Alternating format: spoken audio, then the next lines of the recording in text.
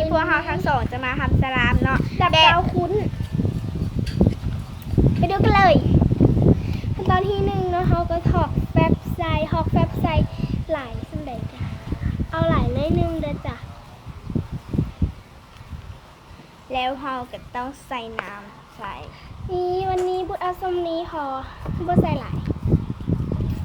นี่ตัวนี้สัก น้ำใส่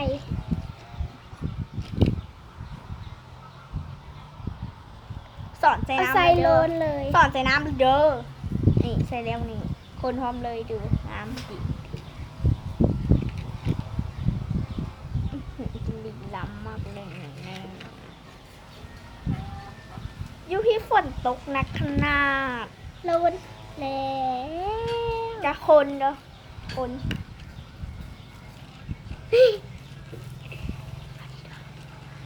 คนเนาะเอานี่คนเนาะนี่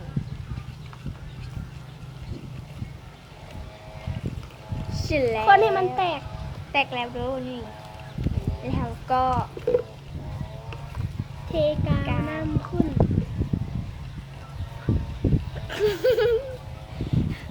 กาวมันใกล้ชิบดแล้วเทกาวออกแล้ว ใช่ฉันใส่กระดาษดูนี่ สลามเนี่ยเขาอยากเล่นหลายเขาก็ต้องใส่หลายอยากเล่นในก็ใส่ลิ้นในก็ได้ สลายทุกคนนะเฮ็ดกาวใส่เด้อกาวใส่มันงามแต่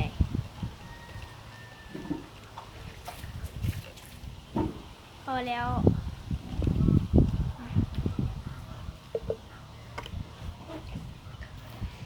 นี่ นี่พี่ว่าจะใส่กาวได้ปะนี่ แล้วก็คนเด้อใช้กาวแล้วก็คน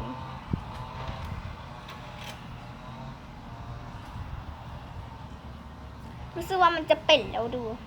มันติดมือนะรู้สึกว่ามันจะเป็นอ่ะคนให้มันแตกๆคนเลย คนให้มันถูกว่ามันใช่ไหมโอ้ยืดแล้วอุ้ยรู้สึกว่ามันจะเป็นแล้วเดี๋ยวจะเบิ่งใหม่เด้อเบิ่งคนก่อนเดี๋ยวจับก่อนอุ้ยเป็นแล้วตีเนี่ยเป็นแล้วดูทุกๆ พอแล้วใส่สลิงกาวชิบดแล้วเนี่ยโอ้โหแล้วก็คนนะคนเลย เดี๋ยวสอนไปเอาน้ำออกกันเตอร์น้ำล้นเกิน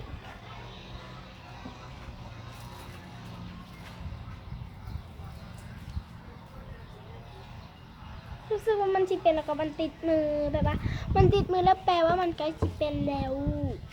ทามเก่าก็ติดมือทุกอันอ่ะเด็ก พาย นี่เอาเทน้ำออกแล้วคนต่อ เอากะรู้สึกว่าคนโดนไป นี่ไง เดี๋ยวมันก็เป็นเอง เอาตายเป็นแล้วแต่ว่ามันเป็นสีขาวๆเลยไม่ใช่สีขาวดิเขาไม่ได้ใส่สีใส่สีกันได้ก่อนไงแต่ว่าไม่อยากใส่สีอ่ะมันจะให้เป็นสีธรรมชาติเลยเนาะนี่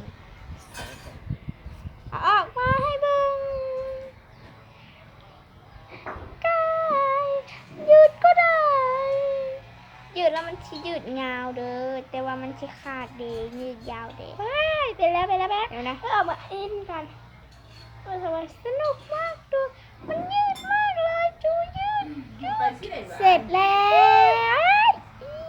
นี่ไงสลามแล้วเราก็ไม่ห้ามไปซื้อที่ไหนเลยว่ายืดได้ด้วย เราทำเอง ทำเองได้เรียกว่าเราสลามตกนะคะ ไม่เป็นไร กลับไปเข้าในนี้ก่อนแป๊บนึงมันติดมือแล้วเนี่ย แล้วก็อย่าลืมกด กระดิ่ง กดไลค์ แล้วก็กดติดตามพวกเราด้วยนะคะ บุตรกับสอนมณี บ๊ายบาย